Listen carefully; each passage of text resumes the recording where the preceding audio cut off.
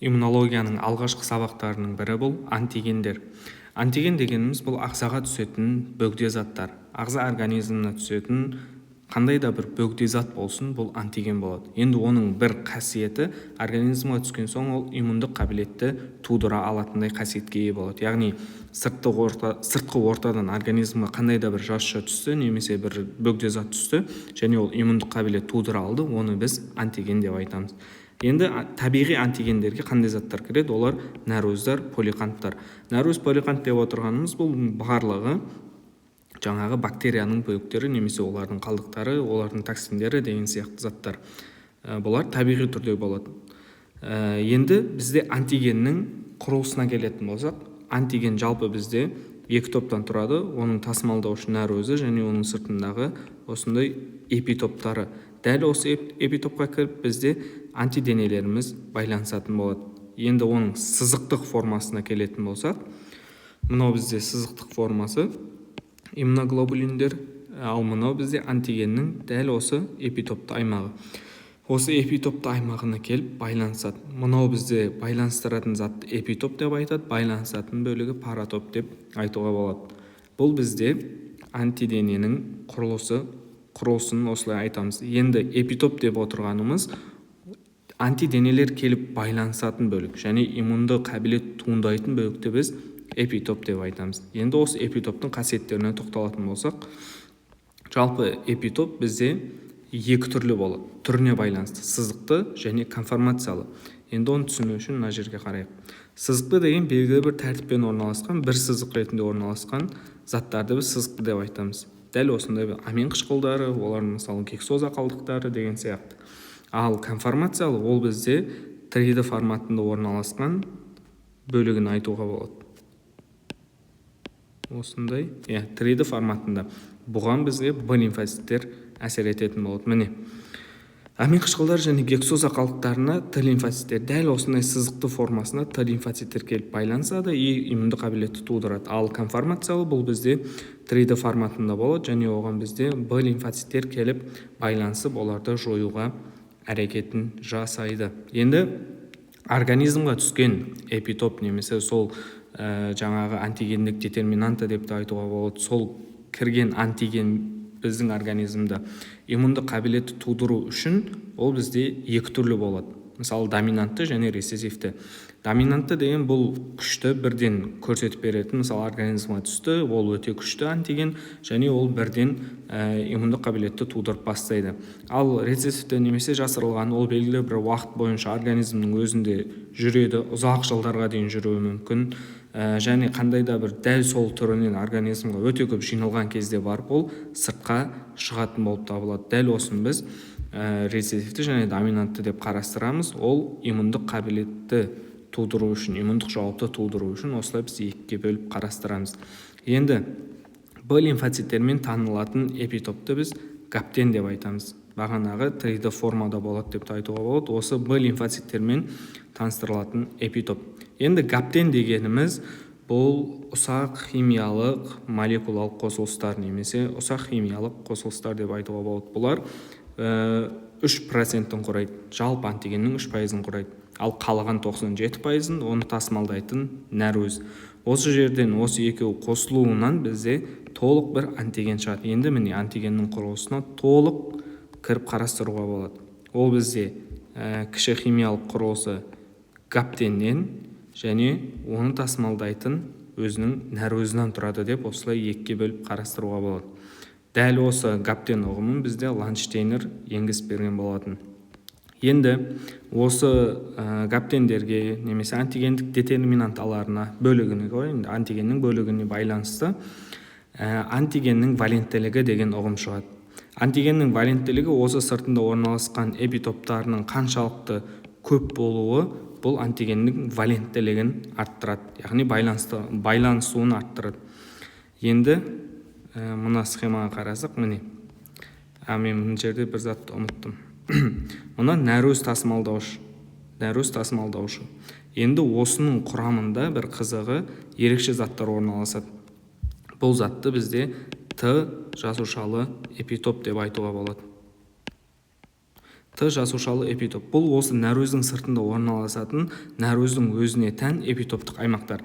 Дәл осы жерге бізде Т лимфоциттері келіп байланысатын болады.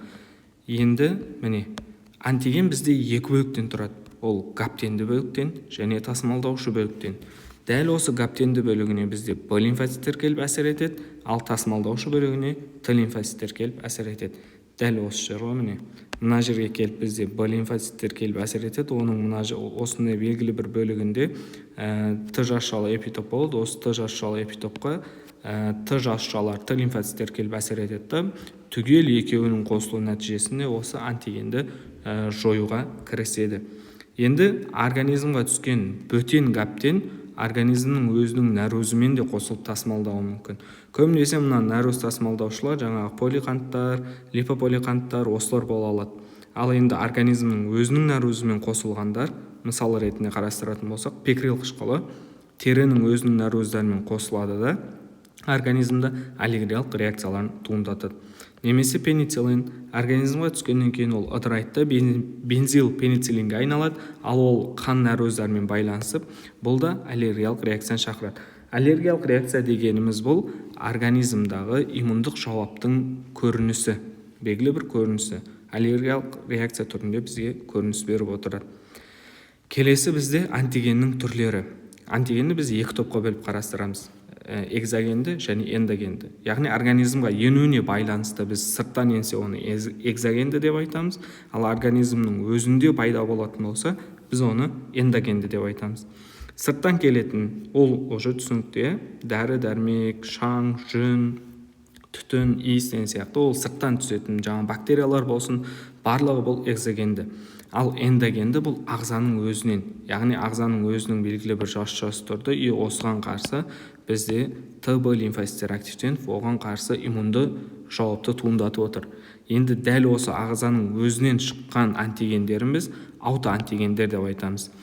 Аутоантигендерді біз екі топқа бөліп қарастырамыз: ілкі және салдарлық деп. Ілкі деген бұл біріншілікті, ал салдарлық деген бұл екіншілікті деп те алуға болады. Біріншілікті ілкі деген эмбриогенезді даму кезінде тосқауылдың артында орналасқан жасушалар, мысалы ми тіні, қылқанша маңа безі, аталық безі, көз бұршағы. Тосқауылдың арты дегеніміз қалай? Мысалы мынау ми тіні жасушасы деп алайық. Мына жерде бізде тосқауылымыз орналасқан, астроциттер. Ал мына жағымызда бізде қан тамыр жүйесі. Қаннан келген қоректік заттарды дәл осы тосқауылда отырған жасушалар қарайды, сараптайды, ол ми тініне керек па, қоректік зат па, соны алады, миға береді, мидағы жаңағы өндірілген шлактарды қайта қан тамырға шығарып беріп отырады. Мынаның ішінде, қан тамырдың ішінде жүрген иммундық жасушалар барьердің артында бізде ми тіні орналасқандығы жайлы оларда ақпарат болмайды.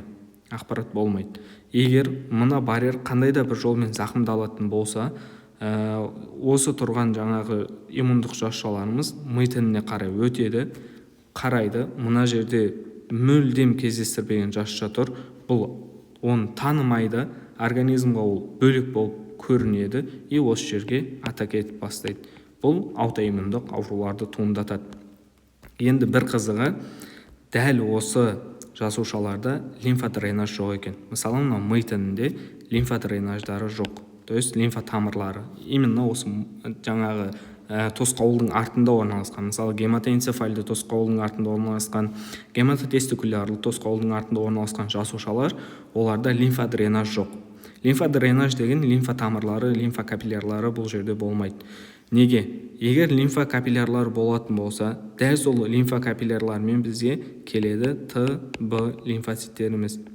ТБ лимфоцит. И оны тану керек еді. Ол бірден атака жасап тастау керек еді. Сол үшін бұл жерде ТБ лимфоциттер жоқ. Және бір ерекшелігі, көз бұршақты алатын болсақ, көз бұршақ болды тосқауылдың артында орналасқан, және бұл жердегі ерекше жасушалар осы иммундық қабілетті төмендететін, цитокиндерге қарсы жұмыс жасайтын затты бөле алатын қабілетке ие екен. Ондай дегеніміз, мысалы, осы тосқауылға бізде келетін болса, Т лимфоцитіміз, Дәл осы жерде тұрған сұйықтық бұл Т лимфоциттің өзін апоптозға ұшырататын механизмдерді іске қосып жібере алатын қасиетке ие. Солай бұлар иммундық қабілетті төмендетіп отырады. Бұл бізде барьердің артында орналасқан жасушалар. Жаңа айтқандай, қандай да бір бұзылыс болған кезде осы барьерден тұрған, сыртта тұрған жаңағы Т лимфоцит барьерден өтеді де иммундық қабілетті тудырады. Ол бізде аутоиммунды үдеріс болып табылады. Және бұл бізде аутоантигендердің біріншілікті ілкі бөлігі деп қарастыруға болады. Екіншісі салдарлық. Организмда күйікке, үсікке шалдыққан кезде, қандай да бір жасушалардың бұзылысы болған кезде салдарлық аутоантигендер табылады. Мысалы, күйік кезінде тері нәруыздары қалыпты формасында дәл осындай тері нәруыздары тұратын болса, күйіктен кейін ол түрі өзгеріп кетуі мүмкін. Примерно, осылай болып өзгеріп кетуі мүмкін. Схематичный көрсетіп жатырмын. Дәл мынаны біздің иммунитет таниды, ал мынау бөлігін бізде иммунитет танымайды. Сондықтан осы жерге келіп атака етіп бастайды. Бұл бізде аутоантигендер деп табылады. Болмаса, мысалы, миокард инфаркті кезінде жасуша бұзылады, некрозға ұшырайды, және жасушаның бөлігіндегі нәруыздар қанға түседі. Мысалы, тропонин А, тропонин Т деген сияқты жасушалар, жаңағы нәруызды бөліктер қанға түседі, и олар бізде аутоантигендер болып табылады. Келесі антигеннің түріне байланысты тағы қарастыруға болды. Осы иммундық қабілет туындатуына байланысты олар бізде гетероантигендер және кешенді антигендер. Айқаса әрекеттесетін және кешенді антигендер. Айқаса әрекеттесетіндерді бізде Форсман деген ғалым ашқан. Бұл дегеніміз енді ашуына байланысты жаңа қой эритроциттерінен тапты, теңіз шошқаларының тінінен тапты деген сияқты айтылады. Бұл жерде бета-гемолиздік стрептококктарды байланыстырып қарастыруға болады. Бұл гетероантиген дегеніміз туыстығы жағынан алшақ, бірақ құрылымдары бір. Мысалы, екі антиген тұр, мынау мүлде басқа топқа жатады, мынау мүлде басқа топқа жатады. То есть екі жасуша. Бірақ екеуінің сыртындағы антигендері бір-біріне өте ұқсас болады. Дәл осындай ұқсас болуы бұл антигендік мимикрия, яғни антигендердің адам организміне немесе қандай да бір ортаға түскен кезде ол жерде жасырына алу қабілетін береді. Солардың бірі бізде бета-гемолиздік стрептококктар. Дәл осы бета-гемолиздік стрептококктардың құрамында М протеині, яғни М бөлігі осындай антигендік мимикрияны туындата алады. Осының әсерінен бізде бета-гемолиздік стрептококктарға емес біздің иммунитетіміз дәл осы жаңағы мимикриялық бөліктерге атака етіп бастайды. Ол дегеніміз бізде жүректің қақпақшаларына, немесе бүйрекке, жүрекке әсер етуінен, жүрек қан тамыр жүйесіне әсер етуінен бізде ревматизм ауруын туындатады. Ал бүйректің өзіне әсер етуінен аутоиммундық гломерулонефритті туындатады. Мысалы, айтып отырғанымыз міне, мынау антиген, оның сыртында осындай бір құрылымы бар. Жаңағы эпитопы, мысалы, жаңа бета-гемолиздік стрептококк, мынау М протеині.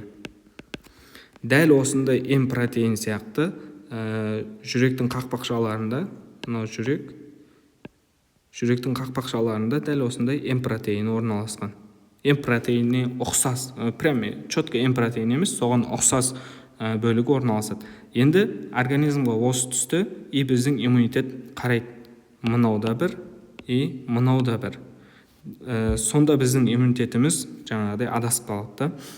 Тұрған бета-гемолиздік стрептококкқа әсер етпейді, келіп жүректің өзінің қақпақшаларына әсер етіп бастайды. Осылай бізде ревматизмдік аурулар туындатады. Бұл антигендік мимикрия, және бұл өте қауіпті түрде өтуі мүмкін деп те қарастыруға болады. Енді нақты бір механизмдерге тоқталатын болсақ, Т тәуелді және Т тәуелді емес антигендер. Т деп отырғанымыз тимус тәуелді ғой, жаңа тимуста бөлінетін Т лимфоцит макрофагтарға, Т лимфоциттерге байланысты айтылады бұл жерде. Т тәуелсіз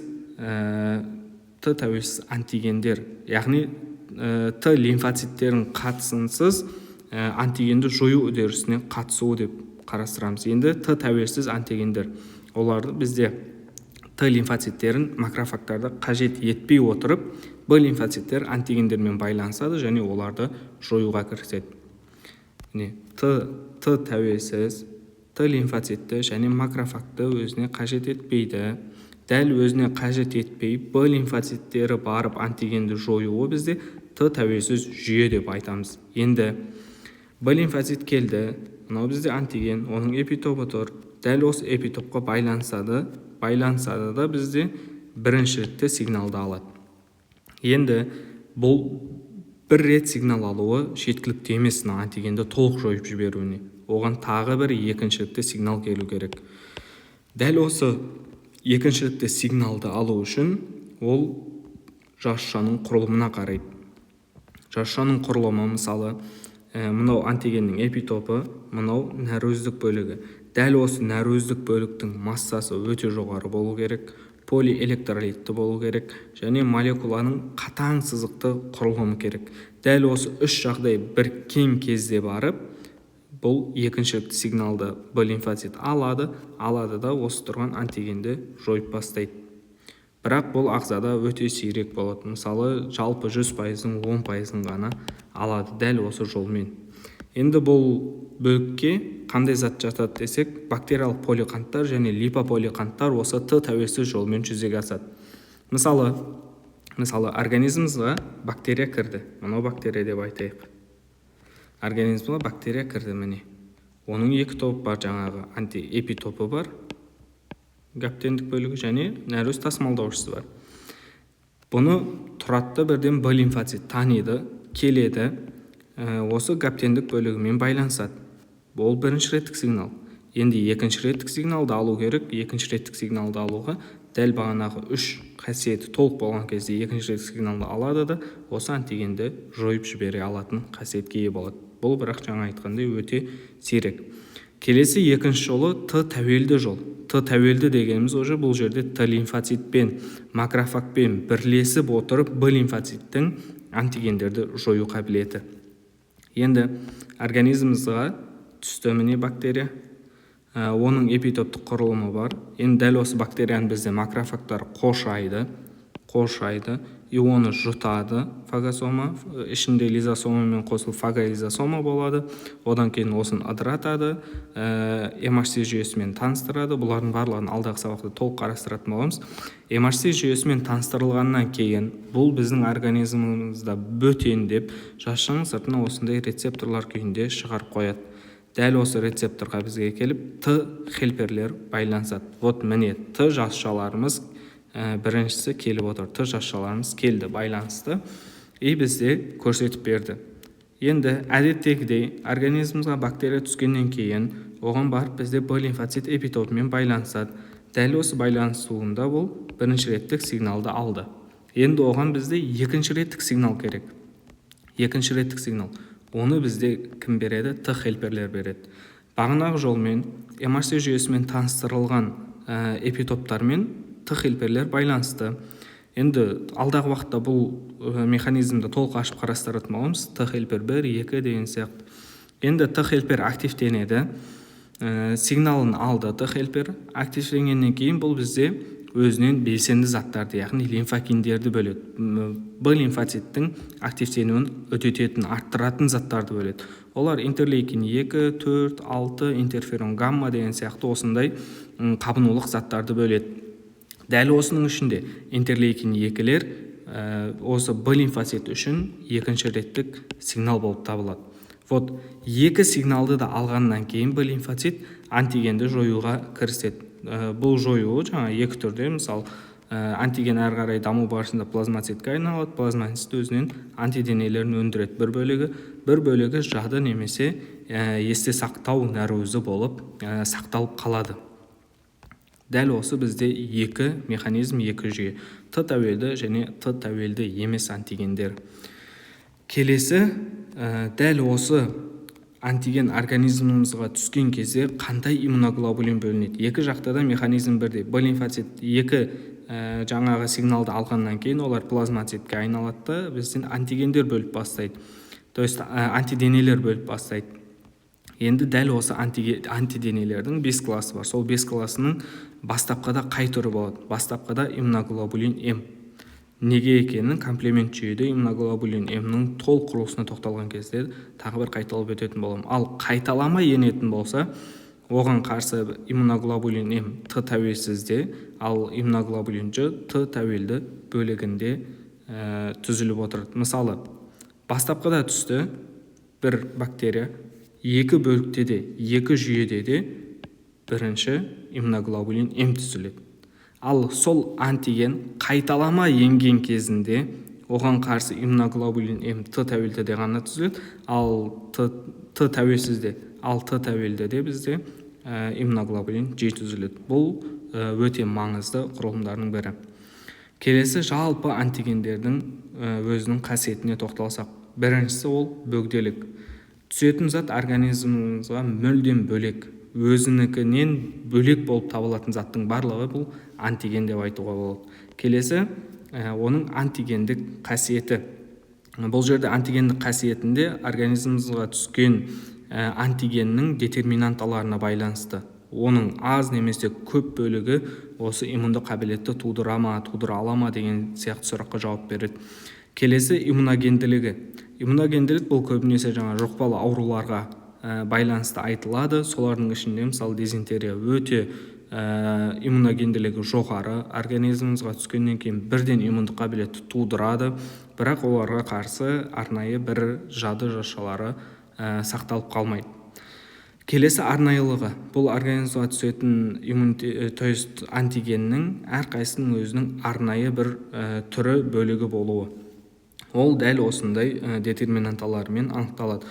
Мысалы, түсетін бір антигеннің детерминантасы біреуінде дөңгелек, біреуінде төртбұрышты, біреуінде үшбұрышты деген сияқты. Дәл осындай өзінің сыртындағы құрылысына байланысты олар арнайы болып табылады. Оны біз бөліктерге бөліп қарастыруға болады. Арнайылықтың ішінде біріншісі түр аралық.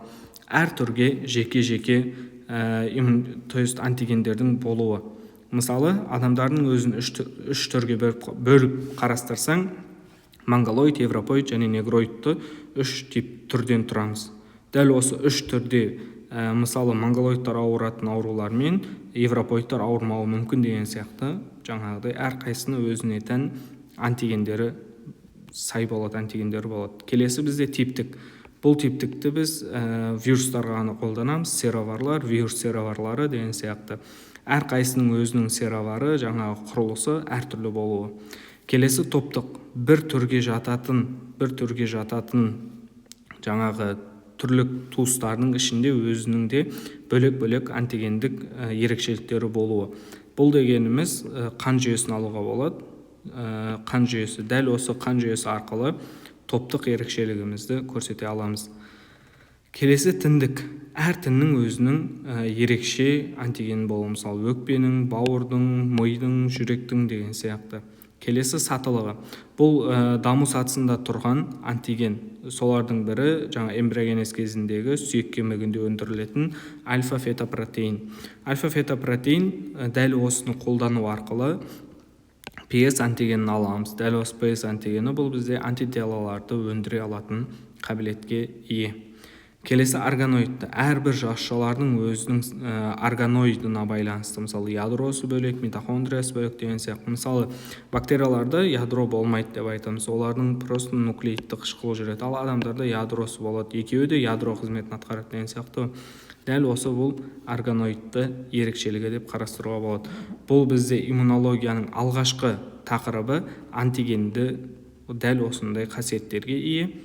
Осылай бөліп қарастырамыз. Енді қалған тақырыптарды алдағы уақытта толық қарастыратын боламыз.